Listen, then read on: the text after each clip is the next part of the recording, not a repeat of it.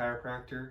Today we're going over the third and final of the big three Mcgill exercises meant for helping your lower back. Today we're going over the bird dog or quadruped tract exercise. I've done a couple other videos on this, but I'm going to go over this one and make sure that we're doing it with correct form, and that way this can help you with your lower back pain or your sciatica pain or whatever kind of pain you're having that's dealing with the lower back. So let's get to it. So you're going to get in this position right here. You're on your hands and then on your knees right here, and you're going to make sure that your back is nice and straight. And you can test this out by doing a little bit of cat camel. So do the camel and the cat, and just find that neutral area in there. Make sure when you're doing this exercise that you're embracing your abdominals just a little bit. You don't have to like flex your abs super hard, but you want them to be a little bit flexed. That way you're keeping a nice straight back. This exercise is meant to have a nice, complete, straight lower back when you're doing it. You don't want to be bending when you're doing this. It's just meant to have a nice, stable base. That way you strengthen the muscles of your lumbar spine, also your thoracic spine. So when you're doing this, you're gonna do your opposite arm and opposite leg. So I'm gonna do it with my right arm right here, and then push out my left leg. And while I'm doing this, I'm gonna be holding in my lumbar spine, my thoracic spine, making sure that's nice and straight. Making sure to breathe through my abdomen right here, and hold this for about 6 to 8 seconds, and then you can come back down.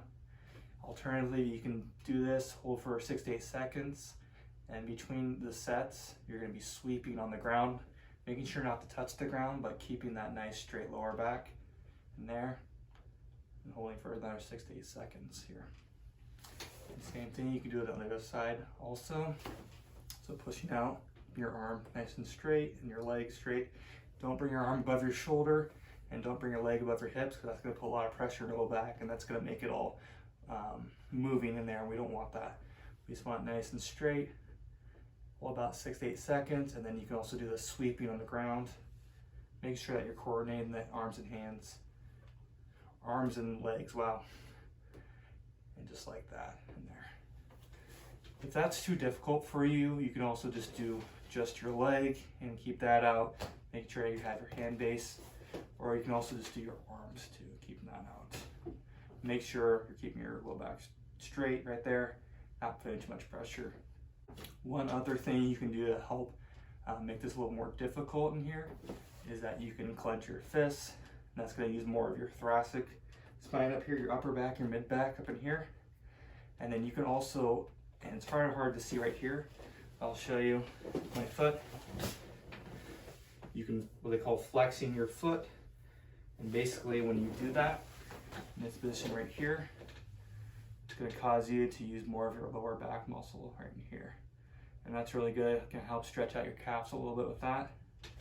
But you can do that, keep nice and straight in here. And you can also do that on the other side too. You can really feel that in there.